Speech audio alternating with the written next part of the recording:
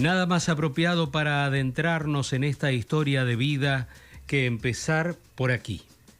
La Alta Cordillera, el lugar de la hazaña, el sueño de vida del general San Martín, su consagración como guerrero, como estratega militar, su coronación como el patriota que llevó a su ejército de un océano al otro, buscando y logrando la libertad de medio continente americano. Este es el Paso de los Patos, la ruta seguida por el general San Martín para cruzar a Chile. Todo esto que vemos es lo que vio el libertador José de San Martín hace 202 años. Nada plano hay en esta inmensidad, y esta loca geografía fue el lugar de la hazaña. Frente a estos filos cumbrereños, que son bellos y espeluznantes a la vez, jugó su destino, el padre de la patria. Fue por aquí que el hombre, aún enfermo, exhausto, llevó en alto la bandera de sus ejércitos. Por aquí mismo, sí, porque el general tenía un sueño y se puso al frente de la empresa e hizo multiplicar el sueño por miles y miles, y así abrió el camino para hacer realidad la patria.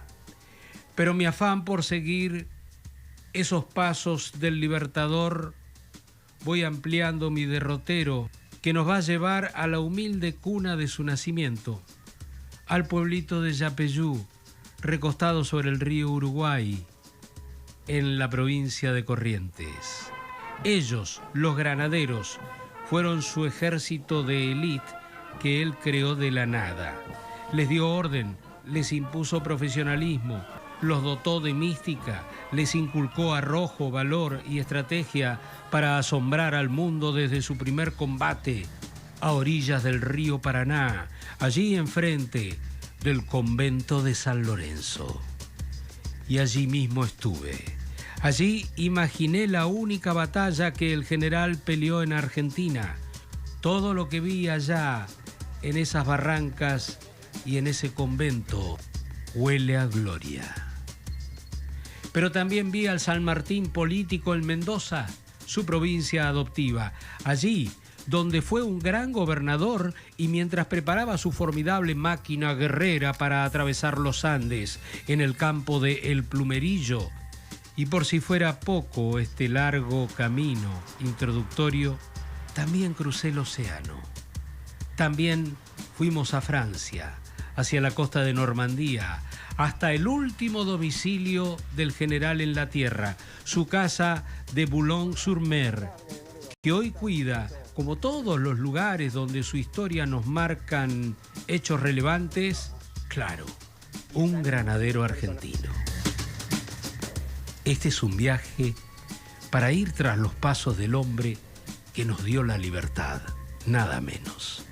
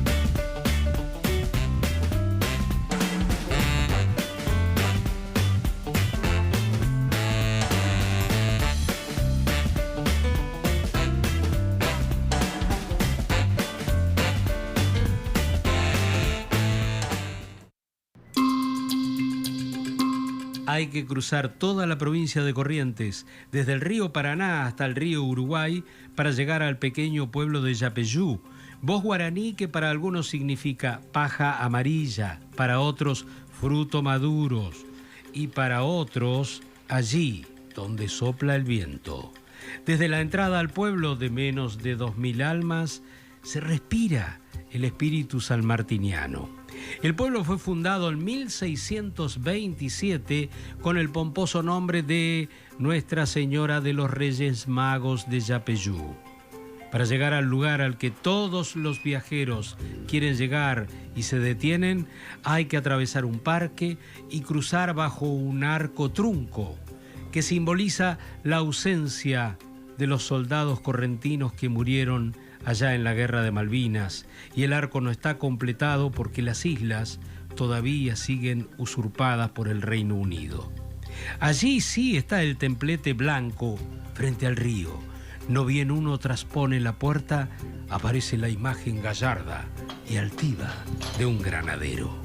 Firme, decidido, impertérrito frente a fotos, cámaras y flashes, el soldado cuida las ruinas de lo que fue la casa natal de su jefe histórico, el general San Martín.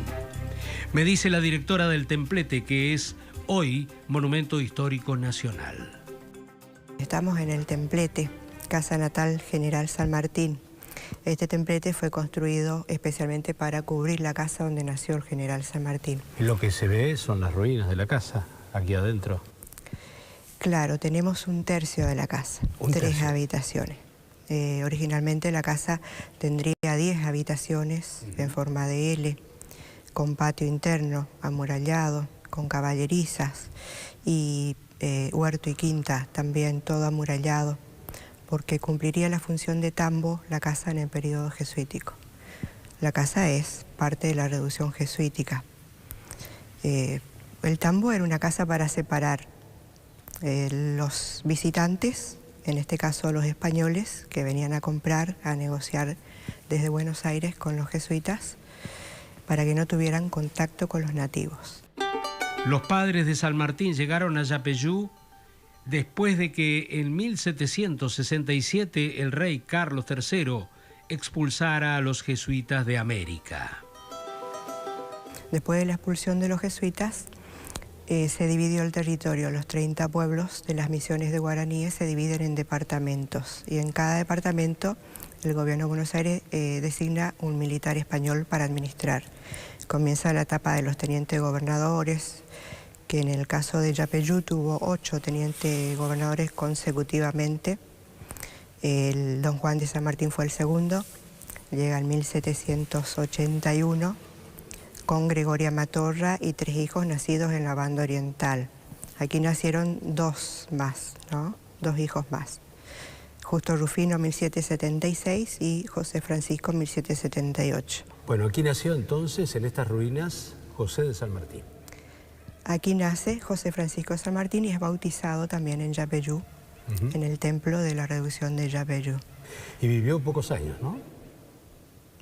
Juan de San Martín es relevado al cargo de teniente gobernador. Vuelve al batallón de voluntarios españoles en Buenos Aires a principios de 1781. O sea, sí, estaría cumpliendo 3 años cuando deja Yapeyú José Francisco San Martín. Yapeyú, en manos de los jesuitas al frente de la reducción, llegó a contar con 8.000 habitantes.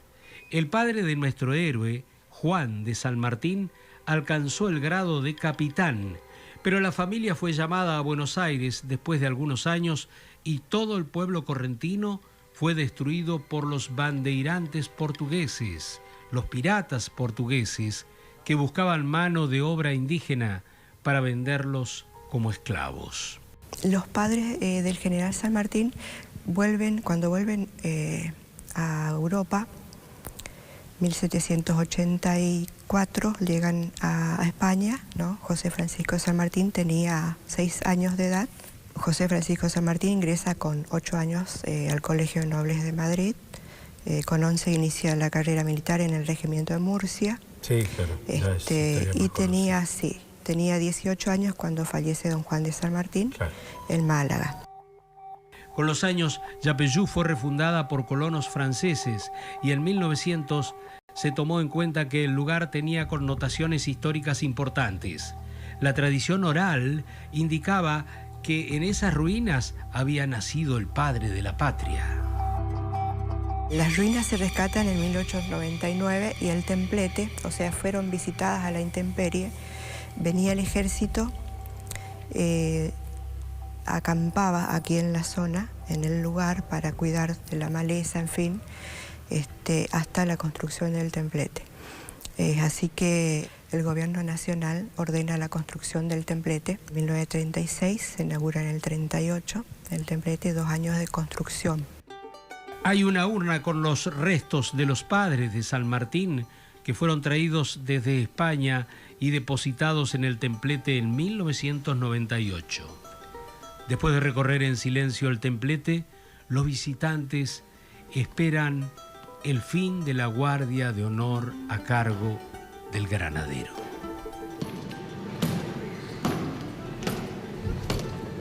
Todos los días tenemos la guardia de honor de granaderos, 3 horas por la mañana y 3 horas por la tarde. Vienen a caballo desde el regimiento. A las 12 ahora vuelve a caballo al regimiento. Son del destacamento Yapeyú. Es el único destacamento fuera de la provincia de Buenos Aires. O sea, destacamento Yapeyú es un cuerpo de 30 granaderos, ¿no? Del regimiento de granaderos a caballo. Dejamos el lugar natal de San Martín y cruzamos buena parte de la geografía argentina para llegar a Mendoza, donde el general vivió el doble rol de político y militar. El lugar es el portal de entrada al campo de instrucción El Plumerillo, en el departamento Las Heras. En resumen, aquí el hombre preparó a su ejército libertador.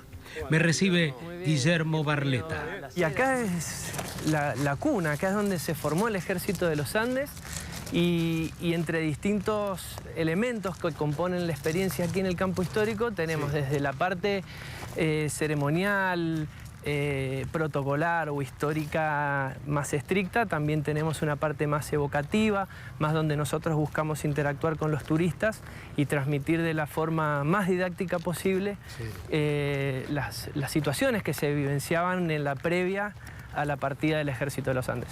¿Cuántas personas llegaron a vivir acá en esta especie de gigantesco campamento? Bueno, la historia habla de unos 5.000 soldados aproximadamente que estaban en esta etapa de preparación. Aquí en este campo sacrosanto, Guillermo me presentó al historiador Juan Calabria. Él quiso de movida contarme cómo fue la gestión de San Martín como gobernador de Cuyo, es decir, el San Martín casi oculto, el que menos se conoce, el San Martín político. San Martín en las cartas a Tomás Godoy Cruz en varias veces le decía: usted sabe que soy un tosco político y que de todo sé nada y de lo que menos sé es de política. En septiembre de 1814, San Martín asumió como gobernador de Cuyo. Para poner las cosas en contexto, su idea ya era liberar los países de América. Había descartado ir a dar batalla por Jujuy y el Alto Perú hasta Lima, porque ya habían fracasado batalla tras batalla en ese intento Rondó y Manuel Belgrano. Decidido entonces a cruzar los Andes, él emprendió la preparación de su ejército cerca de la cordillera y también se ocupó de instruir a la población civil para que se le haga carne a ellos también esa idea. San Martín durante 2 años convirtió a Cuyo en un estado presente que le iba a dar todos los recursos necesarios. Y para eso tomó medidas económicas, de educación, de salud, de obras viales civiles, que hicieron de Mendoza y de Cuyo una provincia conectada con el resto. Por ejemplo, prodigó las postas, mejoró los caminos entre las postas y además tomó medidas económicas que permitieran, por ejemplo, extender la superficie irrigada y extender los cultivos. Bueno, un buen político. Y un buen administrador. Sí. Estableció una aduana interna. Pueyrredón no le gustó mucho desde Buenos Aires. Él estableció una aduana en Mendoza que cobraba a todos los productos que ingresaban de afuera. ¿Por qué? Porque necesitaba recaudar, porque el ejército iba a ser una gran máquina de guerra, pero que necesitaba recursos. Cuando llegó al Plumerillo, San Martín contaba con apenas 30 soldados y 900 milicianos. Para formar el ejército, ordenó el reclutamiento de todos los varones cuyanos entre 14 y 45 años hasta llegar a alistar a 3.800 soldados, 1.400 auxiliares, 3 generales, 28 jefes y 200 oficiales. Pero mientras esto ocurría, el estratega militar convivía con el político atrevido y operativo. Todos estaban alojados en barracas precarias. Incluso así era la de él. Ah, mirá vos. Acá es como una reproducción, una réplica de cómo era esto en aquel tiempo, ¿no? En aquel tiempo, es una reconstrucción, buscamos evocar lo que era en ese momento.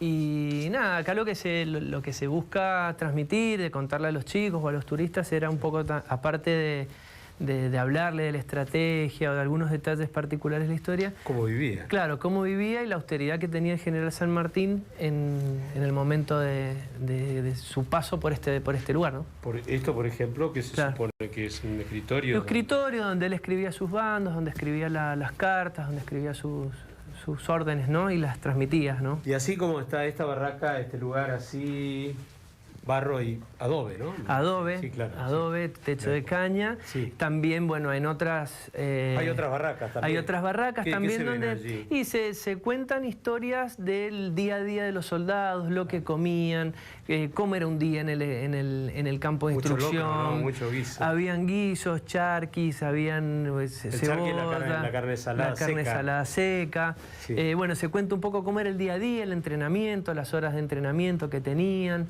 Y luego acá fundían los cañones también. Acá se trabajaban las balas, sobre todo las municiones eran las que se fundían. Y luego en otra de las barracas lo que se termina de interpretar o de contar es un poco la estrategia, cómo se abrieron los distintos pasos, se habla un poco también del armamento, el tipo de los uniformes. Pero mientras en este campo los soldados aprendían a ser guerreros, el gran jefe era un estratega militar que convivía con el político operativo. Y es increíble porque él llega a Mendoza y al segundo día de haber llegado a Mendoza, cuando el cabildo ya lo recibe y acepta, los cabildantes aceptan el despacho de gobernador y ya lo reconocen como tal, a los 2 días San Martín empieza a sacar las primeras proclamas y decretos. Ese medio año de 1814 va a ser muy fructífero para la gobernación de Mendoza. Porque claro, San Martín necesitaba en poco tiempo organizar la provincia y dejar la lista en pie para que fuera el Estado que le iba a dar los recursos. Ahora, a partir de ese momento, más allá de las obras que hizo como gobernador, empieza en paralelo con los preparativos militares. La formación del Ejército de los Andes. Y durante mucho tiempo, hasta agosto de 1816, va a cumplir la doble función. La de jefe y formación del Ejército de los Andes y la de la gobernación civil de Cuyo. Eso hizo que San Martín tuviera un desgaste muy grande. Él empezaba a 4:30 de la mañana su trabajo y terminaba a las 20 horas. Su cuaderno de tareas, que sería como una agenda hoy en día, cuando uno lo lee es increíble, es una actividad atrás de otra. Creo que primero era un hombre muy ilustrado, me asombra pese a lo que uno podría pensar, un hombre de acción, y lo era, al mismo tiempo era un intelectual. Y lo muestra los más de 700 libros con los que viajó durante toda su vida por todas sus campañas. Y recordemos que de su biblioteca personal surgieron 3 bibliotecas públicas, se fundaron, la de Mendoza, la de Santiago y la de Lima. San Martín llegó a decir que es mucho más importante la biblioteca que nuestros ejércitos para sostener la independencia. Qué frase, ¿no? Fueron 2 años como gobernador que le cambiaron el rostro a la ciudad cuyana. Indudablemente uno ahí descubre un San Martín muy distinto a ese gran libertador y a ese gran militar, pero descubre un político y un administrador efectivo. ¿Y cuánto tiempo estuvo como gobernador antes? 2 años, Mario. Nada más. Nada más en 2 años. Sin reelección. Sin reelección. Pero además, siendo un gobierno duro, porque hacía confiscaciones a los vecinos, les pedía lo que no teníamos. Así mangaba, digamos. Todo el tiempo, hay anécdotas, iba por la Alameda, un paseo que todavía se conserva en Mendoza, y le decía, don José, no se olvide ir a verme, doña Rosa, espero los zapallos, espero los ponchos, las mulas, ya lo van a ir a visitar. Por supuesto, algún piquete de granadero, alguno que no habrá querido colaborar, se habrá parado en la puerta de alguna casa a pedir las cosas de otro modo. Pero en general el pueblo de Cuyo respondió, es decir, que encima fue un gobernador querido y admirado por Cuyo. Pero en ese tiempo de gobierno y de preparativos de guerra, San Martín fue el mentor de una cosa fundamental: declarar la independencia en Tucumán. Desde Mendoza, él fogoneó a los representantes de otras provincias para que apuraran esa declaración pese a la renuencia de algunos. Desde acá se va a armar la independencia, desde acá se va a armar la fórmula jurídica. Recordemos que Medrano junto con Tomás Godoy Cruz van a redactar lo que va a ser el bosquejo del Acta de la Independencia y desde acá se va a dar la libertad al continente. Mientras tanto, Buenos Aires, salvo algunos, no colaboraban mucho con esta idea porque estaban muy inmersos en las luchas, digamos así, fratricidas, ¿no? Sí. Hay que entender que es cierto, Buenos Aires había sido el único foco revolucionario de América que se había mantenido en pie. Buenos Aires estaba exhausto, había sostenido la guerra. Eso es indudable. Y ya quería comenzar a ocuparse de sus propios asuntos, además de la guerra de unitarios y federales que ya se había entronizado. Sin embargo, San Martín logra el consenso de los principales líderes, porque él necesitaba votos, las cartas a Belgrano y a Güemes. Sí. Fue toda una forma de juntar votos en el Congreso de Tucumán para lograr forzar la independencia. Y los números no eran muy favorables, y San Martín desde Cuyo lo sabía. Por eso esa red que él teje de contactos con todas las provincias. Así como me nutrí de esta historia fascinante en Mendoza, anteriormente había despertado mi curiosidad la gesta sanmartiniana cuando viajé a San Lorenzo, allí donde el regimiento de granaderos a caballo tuvo su bautismo de fuego. Y bajo los arcos del histórico convento había escuchado atentamente al director del museo, el museo conmemorativo de aquel combate. Lo que podemos visitar en el convento son distintos ámbitos, distintos ambientes donde se desarrollaron esos hechos heroicos. Lo primero que podemos ver al llegar al museo es la antigua capilla, que ahora está conservada como sala de arte sacro. En esa capilla se rezó el Te Deum luego del combate en acción de gracias y también por los caídos en el combate, para rezar por las almas de los fallecidos. Sobre la capilla después se va a observar, yendo al patio del convento, la espadaña que está, o el campanario desde el cual San Martín realizó el avistaje del desembarco realista en la madrugada del 3 de febrero de 1813. Eran varios barcos, eran 350 oficiales de tropa. Estamos hablando de barcos de no demasiado calado para poder moverse en el río, barcos fluviales con asiento en Montevideo. Pero con armamento. Sí, claramente armados, y era una expedición militar. Recorro el Museo Sanmartiniano, los pasillos umbríos, la humedad, los techos cóncavos, las celdas, los ventanucos que apenas dejan filtrar la luz del sol. Y me voy hacia atrás en el tiempo, a esa noche de vigilia, al 2 de febrero. San Martín ha llegado al convento y ordena silencio. Faltan apenas horas para el bautismo de fuego. Me dice Ángel: lo que observo en la gente que viene a visitar el convento, la emoción que siente, es como si uno se penetra en la historia. Aquí es como si uno se mete en el túnel del tiempo y empieza a rememorar episodios que hacen a nuestra historia grande, ¿no? Estamos en el campo de la gloria. ¿Qué significa bueno, eso? Este espacio que ha sido preservado para la historia argentina y para la memoria argentina es el lugar exacto del combate. Es decir, acá nosotros estamos en el mismo lugar quizá en el que San Martín cayó bajo su caballo, en el que Cabral, en el que...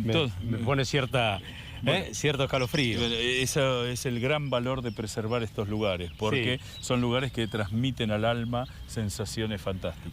Hubo un ataque de pinzas. El ataque de pinzas, el clásico movimiento al cual se va a hacer afecto Juan Lavalle, el hombre de las grandes cargas de caballería que salvaron la independencia americana. La espada sin cabeza. La espada sin cabeza y que al abrazar de ambos lados provocó el desconcierto y pensemos que estamos 3-1 en cantidad de hombres en contra. Claro. ¿Sí? Por supuesto, los que desembarcan son infantería y San Martín inicia ahí la tradición para el ejército argentino, que es la de tener una caballería. San Martín era sumamente moderno, había estudiado todo lo que pasó en las guerras napoleónicas, es decir, que él plantea combates a una escala menor, pero con todo el desarrollo estratégico que ya en la Europa de ese tiempo había mostrado que era lo que había que hacer. Desde San Lorenzo, el genio de San Martín no paró de crecer. Cruzó los Andes, liberó Chile, liberó Perú y se apartó de las guerras civiles. Pero al hombre no le tembló la mano para enfrentar a sus viejos camaradas de armas de Europa cuando estaba en juego la libertad de los pueblos de América.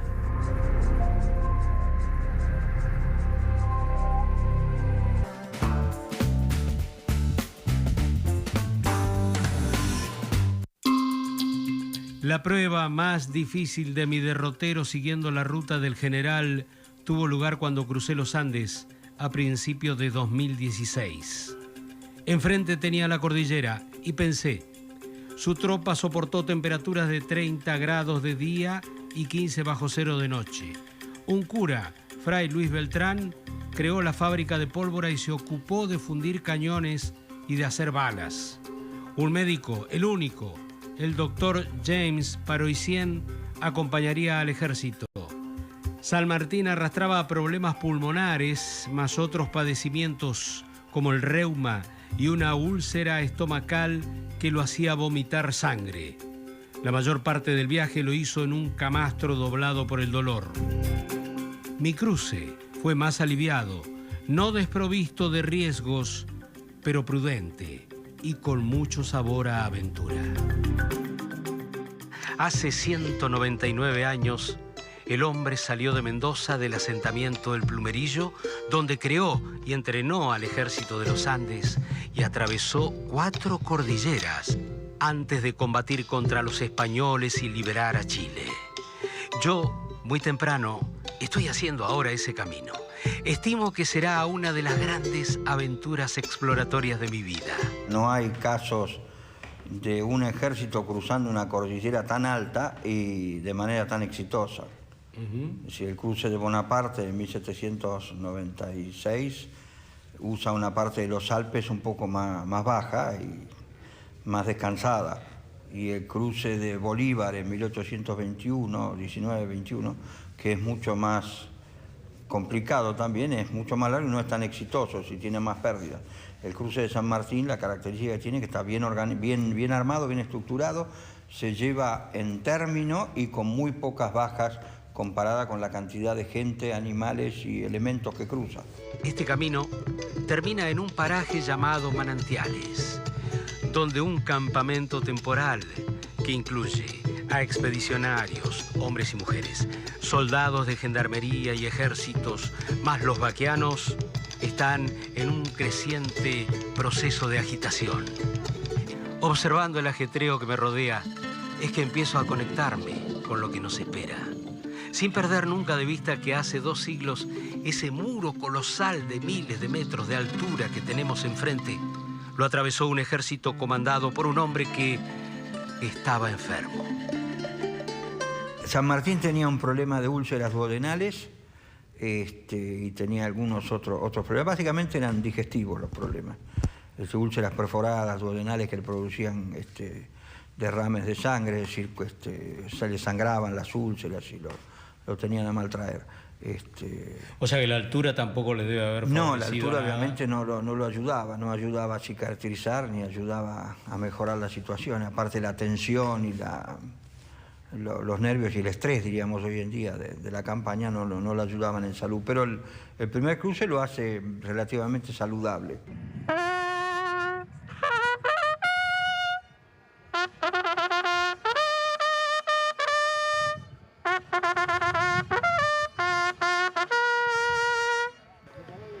Un soldado toca la corneta. Es la orden de partida. Hombres y bestias enfilan hacia la majestuosa cordillera de los Andes. De a poco, el centenar de expedicionarios se va acomodando, y hasta se diría que los propios animales, mulas y caballos, hacen el trabajo siguiendo un camino imaginario solo por ellos conocido. Cruzamos una y otra vez el río, que a veces se llama de una manera, que a veces se llama de otra. El ejército de los Andes hizo exactamente lo que nosotros estamos haciendo, con otras comodidades, eso está claro. Porque hay que pensar que los españoles mandaban en Chile en aquel momento y ellos tenían un ejército muy profesional y descansado.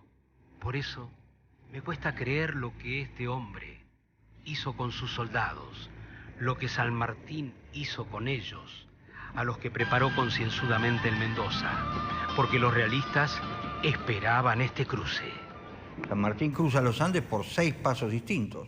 Es decir, el ejército de San Martín está desparramado en 6 pasos. Paso principal por San Juan, Valle Hermoso, Los Patos. La segunda columna por Uspallata, Las Cuevas, hoy el día el Cristo Redentor. Y 2 columnas suplementarias al norte y 2 columnas suplementarias al sur. Los realistas no sabían cuál era la columna principal hasta que no la tienen adentro de Chile. Claro. Entonces, la genialidad de San Martín es hacer eso que se llama la guerra de Zapa, engañarlos a los realistas y decirles van por el sur, van por el norte, van por acá, y lo que logra es que los realistas se atomicen, es decir, estiren todo su ejército a lo largo de la cordillera al lado chileno porque no saben fehacientemente por dónde va a pasar. Y cuando se enteran por dónde viene el grueso, apuran y tratan de concentrar todo en Chacabuco, pero ya es tarde. La caravana avanza en fila india. Un sol potente acompaña nuestra marcha. Para alguien no acostumbrado a montar durante horas, la travesía no es nada fácil. El cuerpo la empieza a sentir.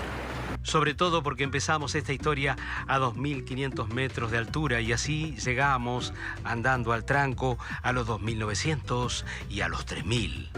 Y entre el tironeo de los caballos, el baile sobre la montura, la presión que el jinete debe hacer sobre los estribos y el aire enrarecido, el viaje se transforma en un avance silencioso. Solo se escucha el rítmico apoyo de los cascos sobre el pedregal. Alguien ordena, después de horas de subir y subir, el primer descanso, que llega como un alivio, una pequeña quebrada con algo de verde para comer, estirar las piernas y ajustar las cinchas de los caballos. Él sale de Plumerillo, hace una serie de maniobras muy interesantes previamente, un parlamento con los indios en el sur de Mendoza para pedirles permiso para cruzar por ahí. ¿Por qué? Porque fue la forma que tuvo. Él tuvo un parlamento con centenares de caciques, le fue a pedir permiso y él sabía que algún cacique lo iba a traicionar e iba a ir a Chile a decir San Martín pidió permiso para pasar por allá.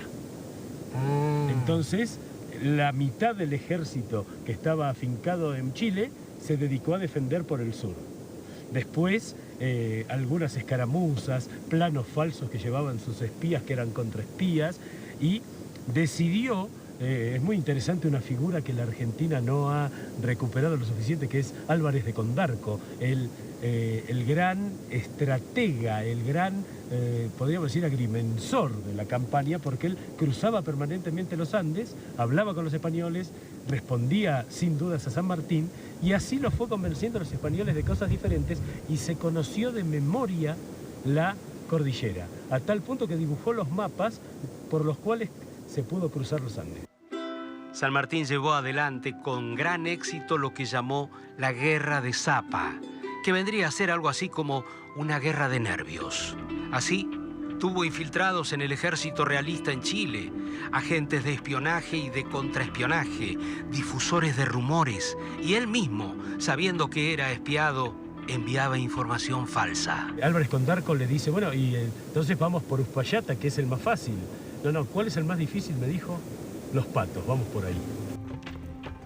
Última parte del viaje, hasta un lugar llamado Trincheras de Soler. Varias horas con el caballo al paso, la misma fila india, la larga caravana entre los cajones de los Andes. Ahora sí, el poncho es más que necesario, porque seguimos subiendo. Puedo presentir en los precipicios que se abren a nuestro paso la proximidad de las cumbres más altas. Y además porque el viento y el frío se acentúan, hasta que, extenuados pero felices, los integrantes de la caravana van llegando al campamento que ha sido previamente armado por el apoyo logístico del ejército y la gendarmería. Esto se llama La Fría, según los vaquianos, pero históricamente es Trincheras de Soler. Claro, porque San Martín, Soler era un jefe en el que él confiaba mucho y lo tenía como subjefe de Estado Mayor, y por la historia argentina no lo ha recuperado como figura. Sí. Entonces él iba adelante buscando chucear a los españoles, descubrir si había alguna partida. Sí, y las emboscadas, porque esto está todo encajonado. Mira lo que es. No, claramente, y además no solo San Martín conocía estos pasos, por supuesto los chilenos también, sí. E históricamente desde muchos años. Recordemos que hasta 1776 Mendoza, San Juan y San Luis dependían políticamente de Santiago de Chile. De la Capitanía General de Chile. El contacto era habitual. Sí. Entonces, seguramente Soler se atrincheró aquí para al correr alguna de esas guardias, esas vanguardias españolas, y después, bueno, él iba como dejando del campo libre a San Martín. Porque era el grueso del ejército. Era el grueso del ejército el que pasaba por aquí. Fíjate, la logística, nosotros somos 100 personas que viajamos, y fíjate todo el movimiento que hay. Claro, lo maravilloso. ¿Y San Martín cuánto pasó? San Martín pasó 4.000 hombres de combate, 1.000 milicianos, más todo el rancho, y lo llevaba paso a paso. Es decir, nosotros hemos llegado aquí, están los animales de reemplazo, estaba la gente preparada para sacarle las monturas a los animales. Acá tuvieron que llegar los 4.000, ponerse a trabajar, darle de comer. Estos fueron 10 días para transportar un ejército que liberó América. Pienso en aquella travesía libertadora de hace casi 2 siglos y creo entonces que mi sacrificio es ínfimo. San Martín, en esa vieja canción escolar que recordamos, el señor de la guerra. No hay mente militar en América más importante que la de San Martín en su historia, y si nos ponemos a comparar en el mundo, pensemos que Napoleón cruzó los Alpes a 2.700 metros, pensemos que Aníbal lo hizo a 2.000 metros. Él llegó a los 5.000. Claro, él llegó a los 5.000.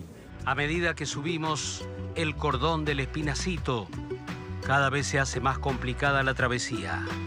Hay hielo a los costados, allí donde no llega el sol. Los expedicionarios forman una interminable fila india. Me pregunto, ¿cómo llevaban todo ese peso? San Martín lleva todo, el ejército, la tropa, los soldados montados en mulas para que se cansen menos, o un poco montados, un poco a pie. Y todo lo que tiene que cargar, comida, armamento y todo, va en el lomo de las mulas o arrastrado por zorras de madera o de cueros, arrastrada por las mulas.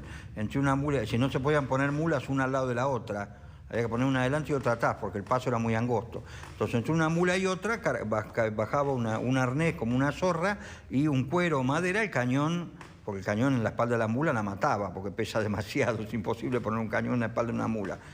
Cada vez que veo esa larga fila india de expedicionarios, intento explicarme el paso de miles y miles de soldados, determinados a pelear por la libertad, es cierto, pero con la certeza o la duda de que no todos iban a sobrevivir a los combates, ni siquiera, tal vez, a esta misma montaña.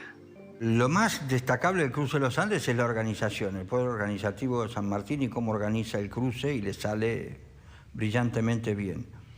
Cómo muere poca gente en relación con la cantidad de gente que cruza los Andes, porque se pierde apenas, bueno, apenas no, es una pérdida sensible, pero son 300 las bajas entre los muertos de frío, desbarrancados y todo, pero el ejército tiene casi 5.000 hombres, es decir que pierde menos del 10%. Este escenario es grandioso. Es difícil de describir con palabras por todo lo que representa, mucho más allá de la belleza. Y allí está la piedra sola, alta, como un mojón, que parece señalar el punto más alto alcanzado por el ejército libertador y también por nosotros. El plan es montar el ejército de los Andes, cruzar los Andes, independizar a Chile y de allí llevar la campaña libertadora al Perú, que era el final del plan. Y porque él se dio cuenta que era imposible ir por el Alto Perú, precisamente con la experiencia de Belgrano y las campañas, 3 campañas fallidas, patriotas por el Alto Perú, se dio cuenta que era imposible ir al Alto Perú. Y la cordillera era un muro gigante, pero la distancia era más corta y sabía que llegando del otro lado y derrotando a los realistas, se podía tener un lugar de donde planificar cómodamente una campaña naval, es la campaña anfibia hacia el Perú.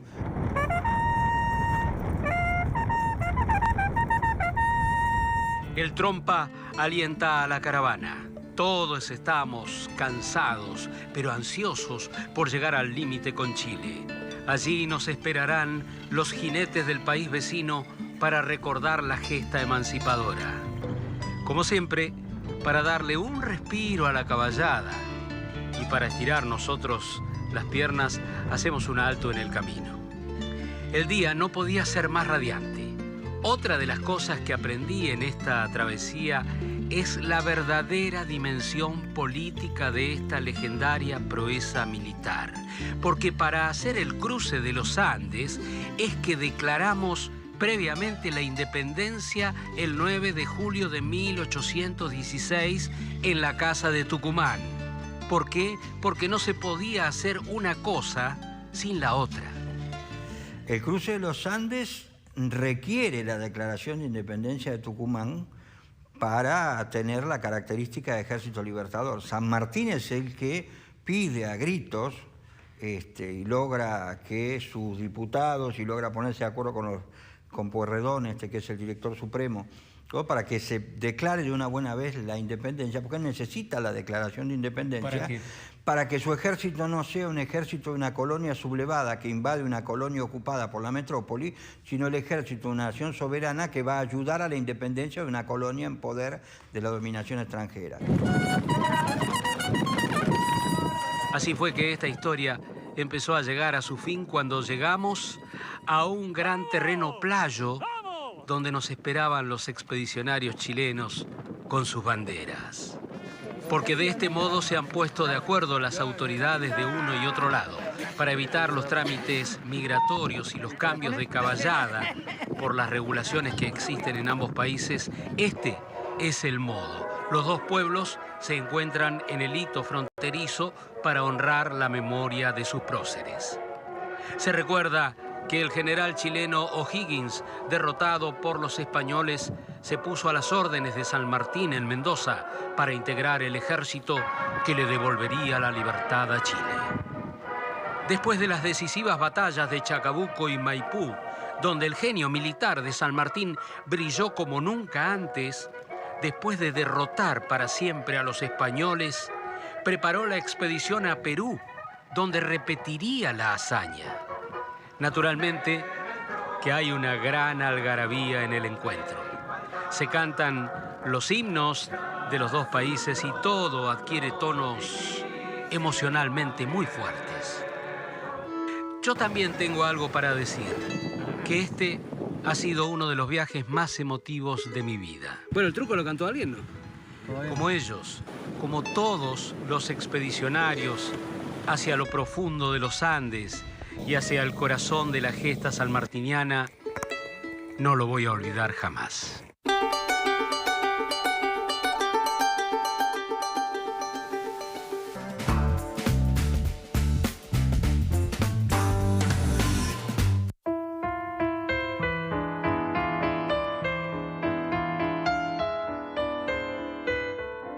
Lo que se ve a vuelo de pájaro es el dibujo de ciudad costera, la playa amplia de arenas blancas y la estatua ecuestre de un héroe en su pedestal. El héroe es el general San Martín y muestra a una figura femenina que representa a la República, ofreciéndole una corona de laureles que simboliza la gloria para el vencedor.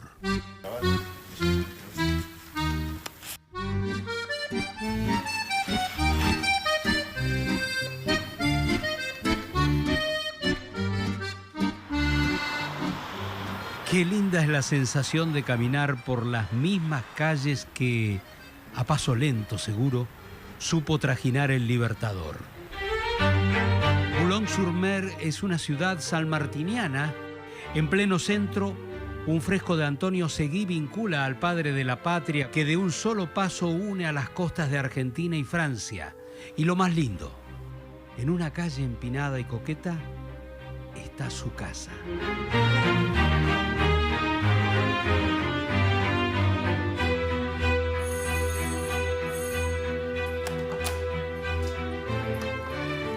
Hola. Buenas tardes, Mario. ¿Cómo estás? Mucho gusto. El gusto es mío. Bienvenido a la casa del general de San Martín.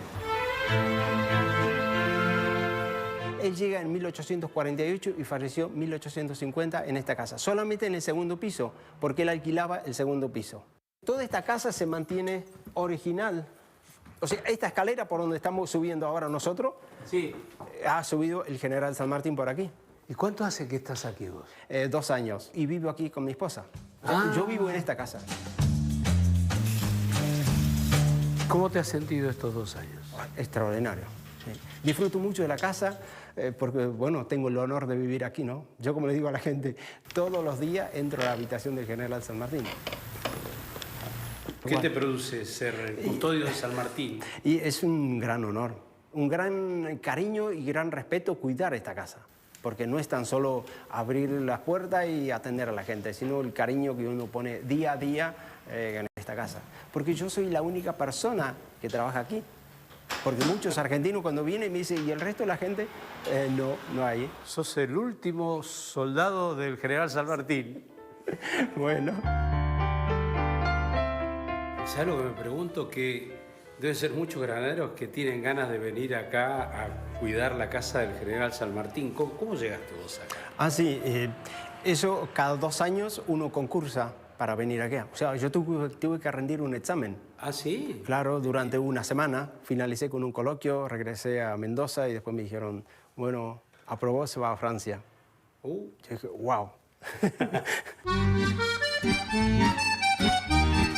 Y entrar a la casa es fuerte.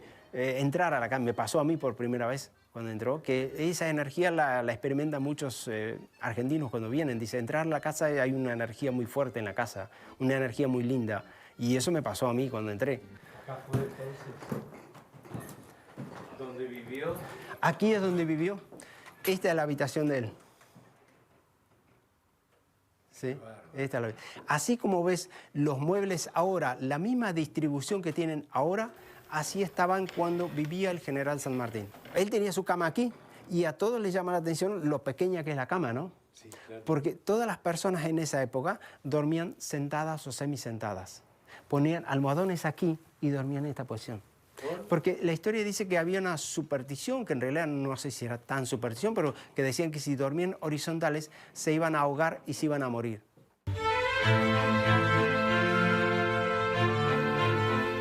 Con mi esposa nos dividimos un poco las responsabilidades, ¿no? Si bien la responsabilidad es mía, ¿no? Pero en nuestra responsabilidad dentro hicimos que lo que es museo es mi responsabilidad y lo que es el jardín y la casa es responsabilidad de ella. O sea, ella trabaja en lo que es el jardín, ella colabora también.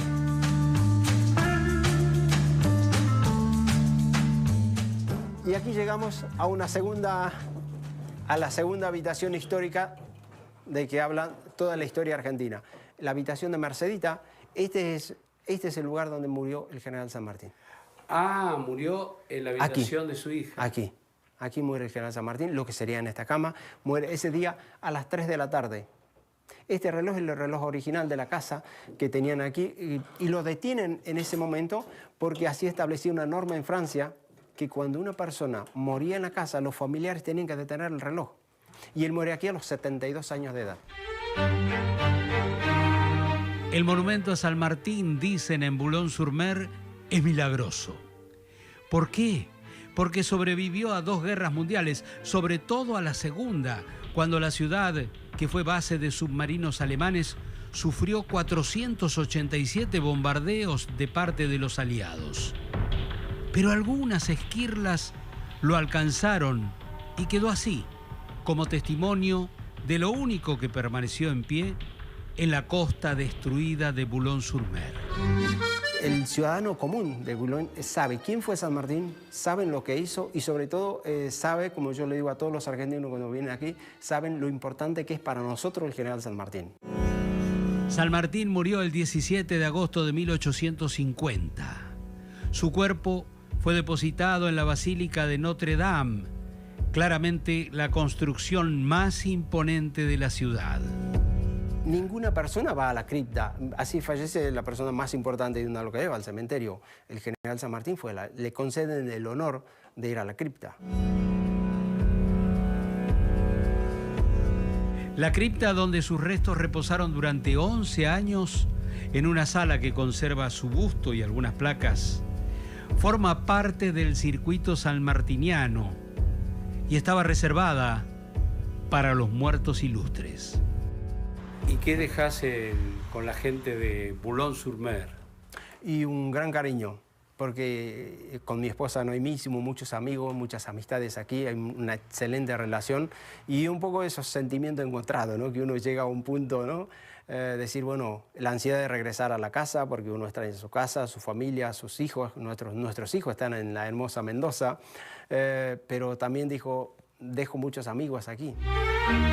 Emocionado por habitar la casa del Libertador, sabe que está cuidando en soledad y para todos los argentinos la memoria de un prócer atípico, aquel que veneran en Boulogne-sur-Mer, el general que diseñó su uniforme y que liberó 3 países y que renunció al poder.